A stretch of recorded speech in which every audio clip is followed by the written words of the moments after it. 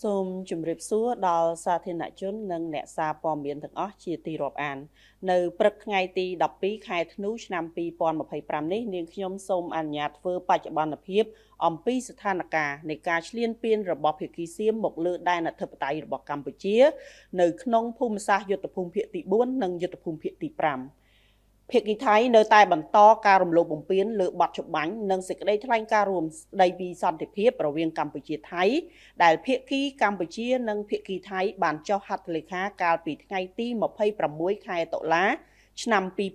2025ដោយបន្តធ្វើសកម្មភាពឈ្លានពានដោយប្រដាប់អាវុធសារជាថ្មីមកលើដែនអធិបតេយ្យរបស់កម្ពុជាដោយប្រើប្រាស់កម្លាំងយោធាចាប់តាំងពីថ្ងៃទី7ខែធ្នូ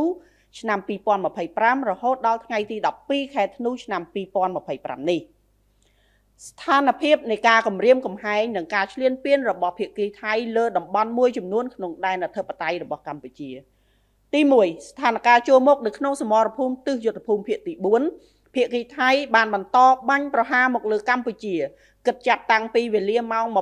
22:00 នាទីយប់ថ្ងៃទី11ខែធ្នូឆ្នាំ2025រហូតដល់វេលាម៉ោង 7:05 នាទីព្រឹកថ្ងៃទី12ខែធ្នូឆ្នាំ2025នៅវេលាម៉ោង 22:08 នាទីយោធាថៃបានបាញ់កាំភ្លើងបំពាក់លើរថក្រោះនៅតំបន់ជាំតែនិងតំបន់ផ្ទះតមុកនៅវេលាម៉ោង 22:37 នាទីយោធាថៃបានប្រើប្រាស់ Sniper បាញ់ចូលភូមិសាស្ត្រទួល95រហូតដល់ព្រឹកថ្ងៃទី12ខែធ្នូឆ្នាំ2025យោធាថៃបានបន្តធ្វើសកម្មភាពបាញ់ប្រហារនៅវេលាម៉ោង 12:15 នាទីរំលងអធ្រាត្រដោយបាញ់កាំភ្លើងត្បាល់និងកាំភ្លើងយន្តនៅក្នុងភូមិសាស្ត្រប្រាសាទតាមាន់និងប្រាសាទតាក្របីនៅវេលាម៉ោង 4:00 នាទីព្រឹកយោធាថៃបានចាប់ផ្ដើមប្រើប្រាស់កាំភ្លើងត្បាល់កាំភ្លើងយន្តនៅគ្រប់គោលដៅក្នុងតំបន់អានសេសអូភ្នំ500អូផ្កាស្នេហ៍ទ្វារដែកនិងភ្នំពងចាបនៅវេលាម៉ោង 7:05 នាទីយោធាថៃបានចាប់ផ្ដើមវាយប្រហារដោយកាំភ្លើងធំគ្រប់ធន់នៅទីតាំងថ្មដូនជប់កគីនិងប្រាសាទតាក្របីចំពោះស្ថានភាពនៅក្នុងភូមិសាស្ត្រដទៃផ្សេងទៀតមានសភាពស្ងប់ស្ងាត់ទី2ស្ថានភាពជួរមុខនៅក្នុងសមរភូមិក្នុងទិសយុទ្ធភូមិភាគទី5ភាគីថៃបានបន្តបាញ់ប្រហារមកលើកម្ពុជាដោយគិតចាប់តាំងពីវេលាម៉ោង 22:00 នាទីថ្ងៃទី11ខែធ្នូឆ្នាំ2025រហូតដល់វេលាម៉ោង 8:00 នាទីព្រឹកថ្ងៃទី12ខែធ្នូឆ្នាំ2025នៅវេលាម៉ោង 22:01 នាទីយោធាថៃបានប្រើប្រាស់បាញ់ផ្សែងពុលនៅក្នុងភូមិសាស្ត្រភូមិព្រៃច័ន្ទនៅវេលាម៉ោង 22:08 នាទីយោធាថៃបានបាញ់ផ្លោងចូលក្នុងភូមិសាស្ត្របឹងត្រកួននៅវេលាម៉ោង 22:45 នាទីយោធាថៃបានបន្តបាញ់ផ្លោងចូលភូមិសាស្ត្រព្រៃច័ន្ទនិងភូមិសាស្ត្របឹងត្រកួននៅវេលាម៉ោង 23:20 នាទីយោធាថៃបានប្រើប្រាស់កាំភ្លើងយន្តបាញ់ចូលក្នុងភូមិសាស្ត្រភូមិព្រៃច័ន្ទនៅវេលាម៉ោង 23:38 នាទីយោធាថៃបានប្រើប្រាស់ drone ហោះស៊ើបការនៅក្នុងភូមិសាស្ត្រភូមិព្រៃច័ន្ទរហូតដល់ព្រឹកថ្ងៃទី12ខែធ្នូឆ្នាំ2025នៅវេលាព្រឹកម៉ោង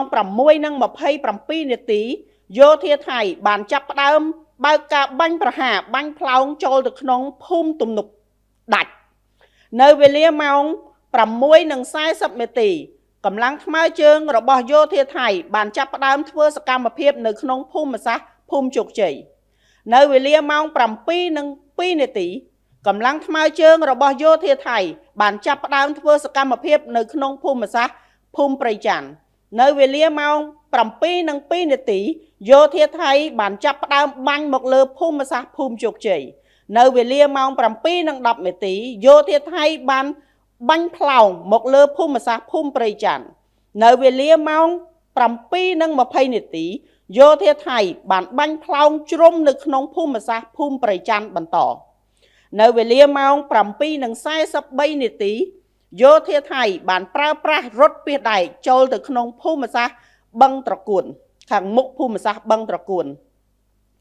នៅវេលាម៉ោង 7:57 នាទី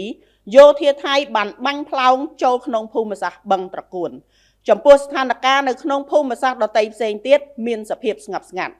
គួរឲ្យស្កប់សម្គាល់ផងដែរថានៅថ្ងៃទី11ខែធ្នូឆ្នាំ 2025 សកម្មភាពដ៏កម្រោលរបស់យោធាថៃនេះបានបើកការបាញ់ប្រហារដោយមិនរើសគោលដៅបាញ់ចូលក្នុងភូមិឋានរបស់ប្រជាពលរដ្ឋរស់នៅជាពិសេស